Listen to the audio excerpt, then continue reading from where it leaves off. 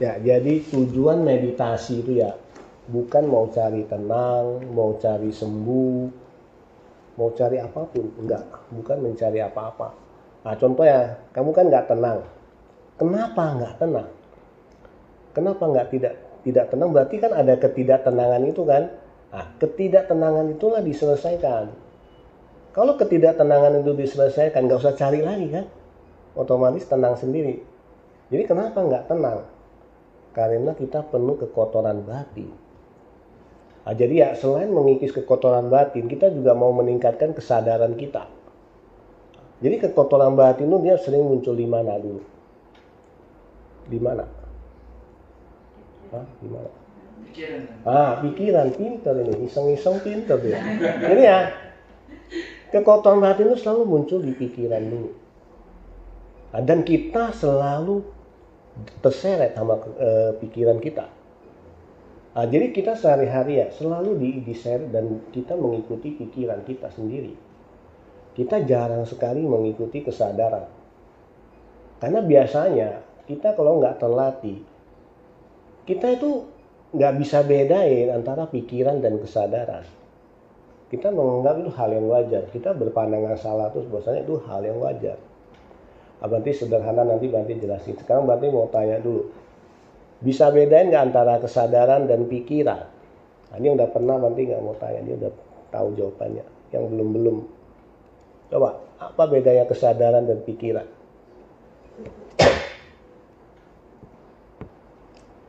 Mirip-mirip ya. Mirip-mirip tapi beda. Beda. Kesadaran dan pikiran. Coba. Lu udah tahu nggak boleh ini. Belum tahu. Oh, belum tahu juga. Nah, coba jelasin. Kalau kesadaran itu segala kita mau lakukan itu kita sadar. Kalau pikiran itu sepertinya Lagi kesusahan. Ya sadar juga kan?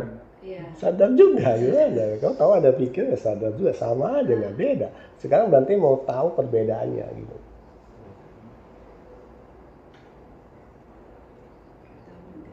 Nggak tahu.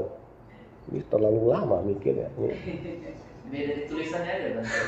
Itu udah pasti lah. Beda di tulisan, beda di sebutan. Maksudnya artinya. Maksudnya Nggak tahu. nggak tahu ya. Iya. Ya sudah, ini nggak tahu juga. Nah, gini ya, kesadaran itu adalah subjek, sedangkan pikiran itu objek. Oke? Nah, itu gampangnya contohnya ya. Nanti kasih contoh ya. Itu yang di belakang lupang itu apa ini? Bunga ya. Ketika kamu tahu bunga, itu kesadaran. Kesadaran itu dia sifatnya mengetahui. Jadi kamu tahu apa-apa itu kesadaran.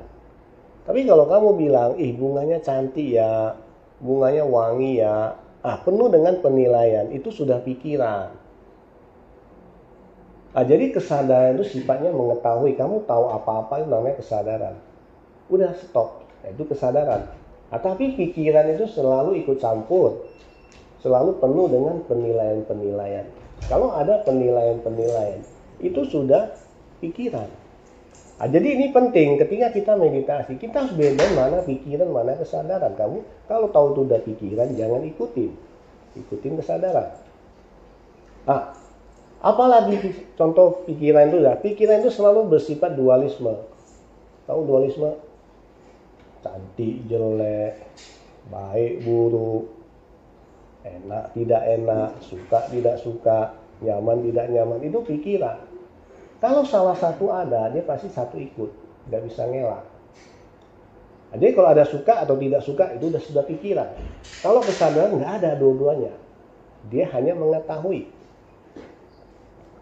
Sifatnya mengetahui. Tahu ya sudah. Oke, udah paham? Udah mulai ya, tambah 10% ya pemahamannya. Nah, jadi gini ya, coba bayangin ya, kita sehari-hari ya, menanam pikiran itu ada berapa banyak coba. Atau kita ikutin pikiran ini berapa banyak. Banyak ya. Tidak terhitung. Tidak terhitung. Contoh aja lah, ketika kita kehidupan hari-hari ya, kita muncul suka dan tidak suka itu banyak nggak? Udah itu nggak sadar pula loh, kita nggak sadar pula. Dan kita bahkan menganggap itu hal yang wajar. Contoh hal sederhana lah ya. Kita bisa ya kadang-kadang ya melihat orang baru kenal aja ya, kita bisa nggak suka loh sama dia. Kita lihat mukanya, benci kali aku lihat dia ya, gayanya ya nggak enak dilihat ya, atau apa ya. Dan kita menganggap itu hal yang wajar, menganggap objeknya yang salah, dia yang salah, sehingga ketika kamu tidak suka sama dia, ketika kamu benci dia, kamu menganggap itu hal yang wajar. Padahal kenal dia kagak, nama aja nggak tahu. Harusnya ketika kita saat itu ya, kita ada pandangan benar, kita harus teliti ke dalam. Kenapa saya benci dia? Apa salah dia? Karena kita ada kebencian. Nah, ketika ada suka dan tidak suka muncul itu, kita tidak sadari. Suka itu dia biasa disebut loba. Tahu loba? Loba, kalau Buddhis pasti tahu lah. Loba tahu nggak? Serakah. Jadi kalau kita benci namanya dosa. Dosa itu tidak suka, menolak, kebencian gitu ya. Nah, ketika kamu tidak menyadari munculnya atau berpandangan salah, menganggap munculnya loba dan dosa ini adalah hal yang wajar, itu namanya moha. Kebodohan batin atau pandangan salah. Jadi loba, dosa, moha ini kita sehari-hari selalu tanam. Nah, inilah yang menjadi masalah. Ketika kita melakukan suatu kebiasaan, dia akan menciptakan apa?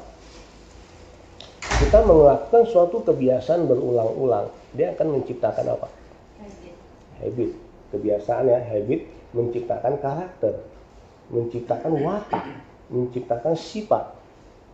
Gampang, sederhana. Orang yang sering marah-marah ya, jadi pemarah dia. Orang yang sering bohong, jadi pembohong dia. Sebenarnya dia sendirilah yang menciptakan watak itu, atau sifat-sifat itu, atau karakter itu. Dan karakter-karakter inilah yang menentukan itu kita jadi apa. Oke, sekarang kan kita tahu, loba, dosa, moha, ini akan membentuk suatu yang tidak baik. Akan membentuk penderitaan. Nah, inilah kita rubah sekarang. Artinya apa? Jangan ikutin dia. Kita ikutin kesadaran kita. Karena kesadaran kita netral. Tidak ada sifat dualisme tadi itu. Kalau pikiran itu dia ada dualisme ini. Kalau kesadaran dia sifatnya netral. Atau yang kita sebut dengan jalan tengah. Buddha sebut jalan tengah. Nah, inilah yang kita lakukan di meditasi. Kita kan sekarang gini. Kenapa ketika kekotoran batin ini, benci muncul, serakah muncul, pandangan salah muncul, kita tahu. Tapi kenapa tetap kita ikutin? Contoh ya, ketika orang marah munculnya, dia tahu marah. Tapi kenapa dia nggak kuasa, dia tetap diseret oleh kemarahan ini, dia tetap marah-marah. Kenapa coba? Ya. Bahkan kadang kita sering dengar ya, alulah, coba meho bikin saya marah. Jadi kita selalu menyalahkan objek luarnya. Padahal kesadaran ini dia ada pilihan. Oh ya, saya lupa nih ada orang. Tapi nggak apa-apa, dia udah dengar tadi siang. Jadi kita tetap ada pilihan kan harusnya kan? Karena kesadaran itu ya kita, bukan pikiran. Nah, ketika pikiran marah ini muncul, kesadaran ada pilihan mau marah atau tidak. Tapi kenapa kita nggak kuasa? Marah-marah juga kan? Kenapa? Karena kesadaran kita lebih rendah dari pikiran. Pikiran ini yang menguasai kesadaran. Semakin rendah pikiran kita, semakin tinggi semakin rendah kesadaran, semakin tinggi pikiran. Wah, itu bisa kayak orang nggak sadar atau bisa kayak orang gila. Makanya orang-orang yang sakit mental ini, dia kesadarannya rendah, pikirannya kuat. Oke, sekarang gini. Berarti kan kita kesadarannya kurang terlatih. Berarti harus dilatih. Untuk kita merubah kebiasaan ini, jangan mengikuti lagi pikiran. Kita mengikuti kesadaran.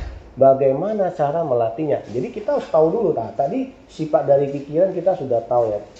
Dia itu selalu aktif menguasai kesadaran kita. Tapi dia tidak netral.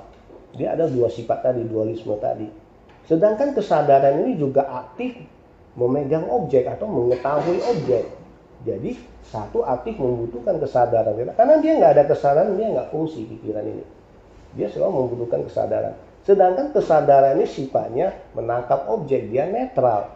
Kalau di sini pikirannya positif, dia ikut positif. Di sini pikirannya negatif, dia ikut negatif.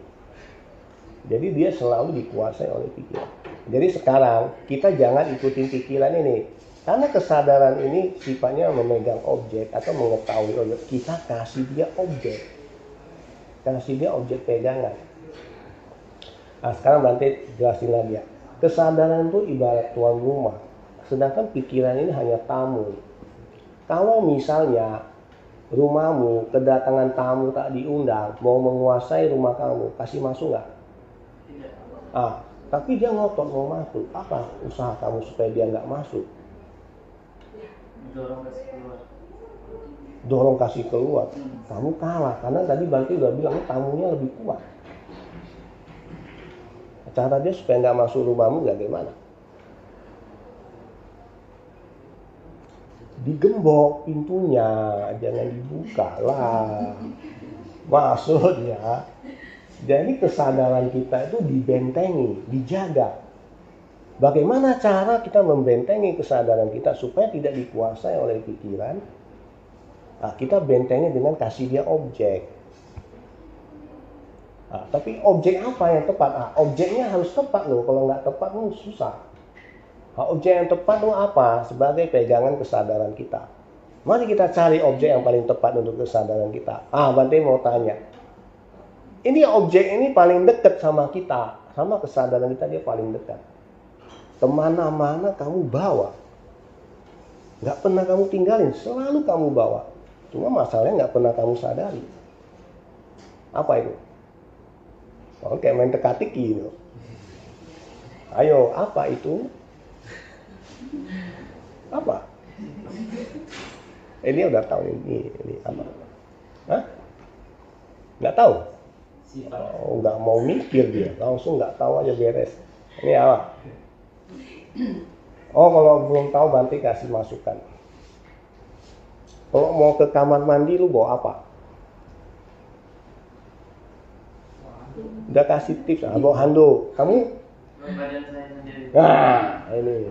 Ini ya, dia benar. Bawa badan sendiri lah, bawa handuk. Memang handuknya yang mau mandi. Yang mau mandi badan kamu. Nah inilah masalahnya kita badan kita. Kita bawa kemana-mana itu nggak pernah disadari. Nah inilah saatnya kita menyadari tubuh kita sendiri. Jadi ya ketika kamu menyadari tubuh kamu saat ini, kesadaran kamu selalu ada di saat ini. Jadi tadi Bante kenapa Bante bilang kenapa itu objek yang paling tepat untuk kita? Karena dia tubuh ini dia butuh kesadaran. Kesadaran kemana dia pasti ikut. Jadi tubuh ikut kesadaran ya, jangan terbalik. Tubuh ini selalu mengikuti kesadaran. Nggak percaya contoh. Pernah marah-marah? Ketika marah-marah reaksi tubuh gimana? Nggak enak nggak? Dadamu panas. Ya kan? Ketika kamu gelisah, galau, stres, tubuh reaksi nggak? Artinya apa? Tubuh selalu bereaksi terhadap kesadaran kita. Kesadaran kita sedang terseret oleh pikiran pun dia ikut bereaksi. Jadi kesadaran kamu, tubuh kamu membutuhkan kesadaran kamu. Ya sadarilah. Ini sesuai dengan instruksi Buddha ya. Buddha bilang ketika kamu duduk, berdiri, berjalan dan berbaring sebelum kamu terlelap, kamu harus perhatian terhadap jasmani kamu. Nggak boleh lengah. Bahkan satu tekukan kecil pun kamu harus sadari. Nah, ketika kamu sadari tubuh kamu ya, kamu kesadaran selalu ada di sana. Coba kamu teliti ya, kenapa orang bisa sedih? Bisa trauma lah, kecewa lah, menyesal lah, kenapa? Mengikuti pikiran. Mengikuti pikiran yang sudah lewat, yang sudah lalu. Oh, dia ingat kejadian yang sudah lewat. Dia sesali, dia kecewa dan segala macam, sedih dan segala macam. Kenapa orang bisa gelisah, ketakutan? Kenapa? Wallo khawatir. Kenapa? Nggak bisa mengendalikan. Pikiran juga, cuma dia pikirin sesuatu yang belum terjadi. Jadi pikiran itu just selalu ada dua sifat ini, masa lalu akan datang. Nah, coba kamu kalau kesadaran kamu selalu mengetahui tubuh kamu saat ini, kesadaran kamu selalu ada di saat ini, bisa muncul sedih nggak, gelisah nggak, galau nggak, dan segala macamnya, bisa? Nggak bisa. Nah, jadi ya, kalau kamu memang mau hidup tenang ya, selalulah kondisikan kesadaran kamu ke objek yang netral. Objek yang netral itu dia nggak berbuat kamu. Kalau mau tenang, batin kamu tidak bergejolak. Karena batin kita bergejolak itu selalu ikutin pikiran. Pikiran itu selalu begitu. Kalau tidak masa lalu, ya akan datang. Selalu begitu. Kalau kesadaran kita terlatih selalu di saat ini, hal-hal itu tidak akan muncul. Nah, inilah tujuan kita meditasi. Dan objek yang tepat adalah tubuh kita sendiri. Jadi tubuh itu yang dijadikan objek kita. Oke, jadi sekarang buka itu yang petunjuknya ya. Buka. Coba Bante mau lihat cara duduk kalian. Jadi postur tubuh itu penting ya. Karena postur tubuh itu mendukung kesadaran kita. Kalau postur tubuh, kan tadi sudah dikatakan ya. Kesadaran kamu kalau terseret bisa dilihat dari postur tubuh kamu. Kalau kesadaran terseret, tubuh pasti terseret juga. Contohnya kalau dia ngantuk ya, pasti udah bongkok-bongkok. Atau kalau dia udah masuk pikiran pasti kepalanya nunduk. Itu artinya dia udah nggak meditasi. Kalian jangan pikir hanya meditasi itu hanya duduk diam, tidak tahu apa-apa itu udah disebut meditasi. Enggak. Meditasi itu kamu harus sadar. Tahu apapun. Minimal itu tubuh sendiri kamu harus tahu dulu. Kalau kamu nggak tahu tubuh kamu sendiri ya, ini yang paling dekat dengan kamu nggak sadari. Gimana mau meditasi lagi? Ingat ya, meditasi itu kita mau sadar. Bukan cari tenang, bukan cari konsentrasi, bukan cari apa. Tapi kamu mau sadar. Sadar itu apa? Sadar itu kamu tahu tapi tidak bereaksi. Ketika pikiran muncul, perasaan muncul, kamu hanya tahu. Dan kamu tidak bereaksi ke dia. Bereaksi itu ya jangan ada rasa suka dan tidak suka. Netral aja. Itu artinya jangan bereaksi. Oke, coba duduknya dong yang benar. Coba tes. Kamu nggak bisa lihat, aduh pakai celana jangan yang ketat-ketat. Nanti kakinya nggak bisa lipat. Bisa ya. Lu biasanya kangkong bir. Lu biasanya kangkong bir. Lu kong bir ya, Pak. Usaha sing. Nah, ya udah sebisa mungkin. Jangan langsung ngomong nggak bisa. Sesuatu tuh kalau udah kita label nggak bisa, nanti nggak bisa terus. Dicoba kan. Susah Bante ya, saya usahakan. Nah, gitulah, jangan bilang nggak bisa. Nah, hati-hati ya, ucapan kamu nanti membentuk apa. Nah, coba ini. Kakinya kan, mungkin kayak si Hendrik kasih tunjuk. Nah, satu di depan, satu di belakang. Jangan ditindih ya, jangan saling tindih. Nah, terus tangan ya, tangan jangan diturunin ya. Tangan tuh diangkat di pusat. Karena kita sering turunin gitu ya. Karena mungkin merasa nyaman ya kayak gini ya. Tapi ingat ya, ini sebenarnya penting. Ketika tangan kita digantung gitu loh, kita lebih menjaga, lebih membentengi. Tadi kan nanti udah jelasin, kita mau membentengi kesadaran kita ya. Bukan meditasi mau cari nyaman, cari tenang, cari enak ya. Itu sudah pikiran. Hati-hati yo. Kita meditasi itu mau cari sadar. Makanya ini adalah salah satu bentuk kita sedang membentengi kesadaran kita. Begitu turun, naikin lagi. Begitu turun, naikin lagi. Kalau ada rasa nggak nyaman, nggak enak, capek, pegel, dan segala macam, itu pikiran. Di kesadaran kita tidak ada itu semua. Ingat, nggak ada. Oke? Nah, jadi lebih baik sadar. Cuekin itu mau pegel kayak, mau nggak nyaman kayak, mau nggak enak kayak. Kamu harus ngerti dulu. Harus mengerti hal ini dulu. Kita meditasi itu mau sadar. Dengan cara inilah, kita ini sebagai radar kita. Ketika kamu masuk pikiran, kan tadi Bante udah jelasin. Pasti tubuh terseret dulu. Jadi kita cepat tahu atau cepat sadar. Ini kuncinya ya, ketika kita terseret, kita harus cepat tahu. Nah, kita, ketika tangan turun ya. Karena kamu nggak tahu dua masuk pikiran. Kalau kamu turun terus, pikiran akan berlangsung terus. Tapi begitu kamu salah, kamu naikin lagi, dia akan menyetop pikiran itu. Kamu akan kembali menyadari tubuh kamu lagi. Ya, jadi jangan anggap remeh. Ini sangat basic sekali ya. Nah, jadi tubuh harus tegak juga. Cara tubuh tegak itu perut dikempisin, dada busung gitu, kepala tegak. Nah, supaya tubuh kita terjaga dengan baik, posturnya terjaga dengan benar, itu kamu harus fokus yang langkah 1. Nah, jadi bagaimana caranya? Kamu catat terus tubuh kamu. Contoh ya, yang langkah 1, coba lihat langkah 1 ya. 2 titik rahang bawah. Rahang bawah ini. Nah, ini kita menyadari postur bagian kepala ya. 2 titik rahang bawah, kepala tegak. Jadi kepala ditegakkan. 2 titik pantat, perut kempis, dada busung. Nah, ini untuk postur bagian tubuh. 2 titik telapak kaki, kesadaran ketika kamu menyebut 2 titik telapak kaki, kesadarannya arahkan ke telapak kaki, betis, paha, rata. Ini kamu sedang mengecek, ini namanya mengecek 6 titik. 2 titik rahang bawah, 2 titik pantat, 2 titik telapak kaki. Kalau ke 6 titik ini kamu sadari terus, tubuh kamu pasti selalu dalam kondisi tegak dan optimal. Ketika tubuh kita tegak dan optimal, kesadaran kita juga otomatis terbentengi. Ya, nah ini basicnya. Tubuh jangan anggap remeh ya. Itu tubuh yang tegak itu penting. Karena ini adalah postur samadhi. Tahu samadhi? Nah, kalau orang yang pernah latih sampai dia merasakan samadhi atau di saat tubuh ini terbebas dari pikiran, perasaan, kekotoran batin, itu tubuhnya akan tegak sendiri, dia akan kokoh tegak. Kalau Buddha bilang bagaikan batu karang yang nggak mempan walaupun diterpa ombak gitu. Dia akan kokoh sekali gitu. Jadi memang ini adalah postur samadhi gitu. Nah, jadi postur ini nggak boleh anggap remeh. Itu basicnya. Oke? Nah, terus itu yang langkah 1 postur tubuh. Sekarang kita masuk ke langkah 2. Langkah 2 itu untuk mengatasi hambatan mental. Hambatan mental ketika kita meditasi dia muncul ya. Tahu hambatan mental apa aja?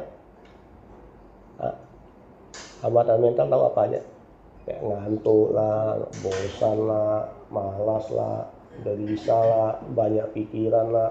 Itu semua hambatan mental. Dan hambatan mental itu semua berupa kilesa. Jadi kalau kilesa itu kita jangan ikutin. Jadi harus apa? Harus sampai kilesanya lenyap. Nah, itu kita bisa dengan langkah 2. Langkah 2 itu dia ada 3 cara ya. Contoh, cara 1, perut kempis, dada busung, duduk. Perutnya dikempisin, dada busung, duduk. Maksudnya kamu menyadari postur kamu sedang duduk. Kamu menyadari secara cepat aja dari atas ke bawah, bahwasannya kamu sedang duduk. Nah, kalau misalnya langkah yang cara 1, yang langkah 2 cara 1 itu nggak mempan, kamu bisa masuk ke langkah 2, cara 2. Cara 2 dia ada perut kempis, dada busung, tahan napas, fokus ubun-ubun, dia ada tahan napasnya. Nah, ketika maksudnya pikiran kita muncul, dia kuat. Kamu bisa dengan tahan napas agak lama sebentar, agak lama untuk menyetop proses pikiran ini gitu. Nah, ketika pikirannya ini udah kamu baru lepas tahan napasnya. Nah, jadi dia ada 3 cara. Kalau cara 2 nggak mempan, bisa pakai yang cara 3. Jadi tergantung kekuatan hambatannya itu, tergantung kilesanya itu. Tapi kuncinya ya harus kilesanya yang lenyap. Nah, inilah makanya kita bilang kikis kilesa atau mengikis kekotoran batin. Kalau dia muncul, kita nggak usaha berjuang sampai dia yang lenyap, kita akan menanam lagi. Kita akan ikutin dia, kita akan menanam lagi. Jadi dia nggak terkikis. Jadi hambatan-hambatan yang muncul itu adalah berupa kilesa atau kekotoran batin kita yang sedang berbuah. Oke, paham sampai sini ya? Nah, kalau postur tubuh kita udah oke, hambatan mental nggak ada, kamu boleh masuk ke tahapan yang langkah 3. Langkah 3 itu ada tahapan 1, 2, 3, 4, dan 5. Kalau yang 4 sih kita biasa skip ya, itu untuk kasus-kasus tertentu. Kalau itu misalnya kamu boleh masuk ke tahapan 5. Tahapan 5 itu tuh penyadaran 28 titik tubuh. Jadi 28 titik tubuh ini sebenarnya kita sudah tahu semua.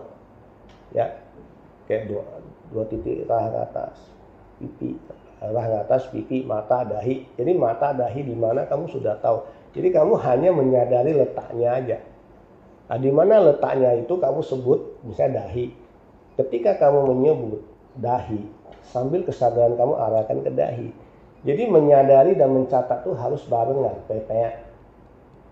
Nggak boleh hanya mencatat tapi tidak disadari, atau disadari tapi tidak mencatat. Mencatat dan menyadari. Nah, nanti di tahapan itu dia ada menyadari tangan kanan maju, tangan kanan mundur. Jangan tangannya yang maju ya, kesadarannya aja yang maju. Tangan kanan maju, kesadarannya maju sampai ujung jari. Maju bagian luar, tangan kanan mundur. Mundur bagian dalam. Begitu juga kaki kanan maju, kaki kanan mundur. Majunya itu kaki bagian luar, mundurnya bagian dalam. Maju dan mundur ya. Atau saya nanti ya, itu memang di tahapan 4 sih. Kalau misalnya nanti ketika duduk lama, kakinya baal ya. Baal tahu? Mati rasa. Mati rasa tuh biasa dia dari kesemutan dulu, kebas, lama-lama bisa baal. Baal itu mati rasa, jadi nggak ada rasanya. Jadi jangan digeser-geser atau dipijit-pijit, nggak usah.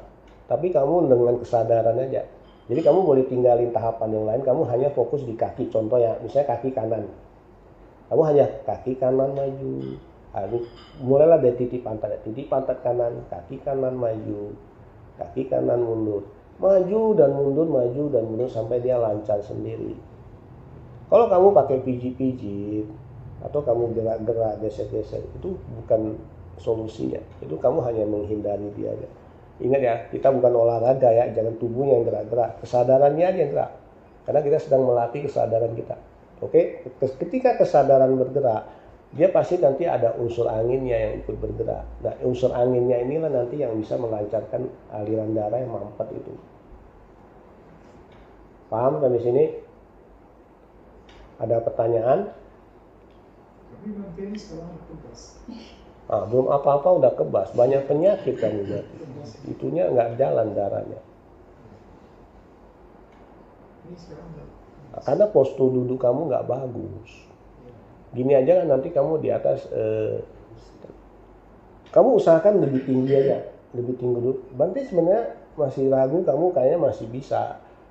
Gak harus langsung di kursi gitu. Memang kalau ada orang yang memang udah sama sekali nggak bisa, berarti suruh dia di kursi. Tapi kalau kamu mungkin harus lebih tinggi aja. Jadi di belakangnya kamu agak tinggi gitu.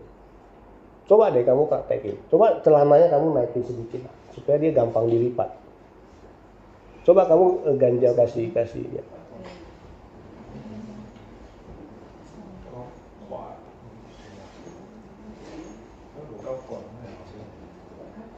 Gak apa-apa, tinggi-tinggiin aja, gak apa-apa. Jadi meditasi itu kita pakai alat bantu untuk mendukung meditasi kita, gak apa-apa. Gak masalah ya.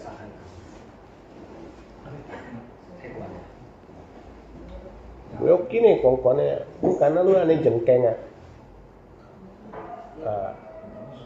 Lebih tinggi lagi supaya dia sejajar, jangan naik gini. Dia masih naik tuh. Tambah lagi, belok gini. Siang gak cikau iya itu. Jadi harus sejajar. Belok kini kan ban baru tadi kulai lentur bawa ban luar. Banti pak kolang ane jengkeng ya, cikau kuasi ya. Kulai ibu lentur ya. Iya lentur ya. Lentur ya, belok kini ya. Aneh ya. Agak nyaman kan. Belok kini ya lu pokoknya tuh senyaman mungkin. Tapi udah nyaman nanti bisa gerak-gerak lewat, bisa geser-geser lewat. Ya. kita usahakan itu. Jadi ada pertanyaan lagi nggak? Kalau nggak ada pertanyaan, kita langsung praktek aja, oke? Nah, sekarang naik ke lantai 3, langsung praktek. Nanti setelah praktek, apa yang nggak ngerti, apa yang ada kendala apa, baru ditanyakan kembali ya. Di bawah ini semua itunya di bawah. Alasnya biarin aja, alasnya Anda di atas sudah ada. Asyong Toiki juga. Oh, kita teng, kita Ya, oke. Siapa?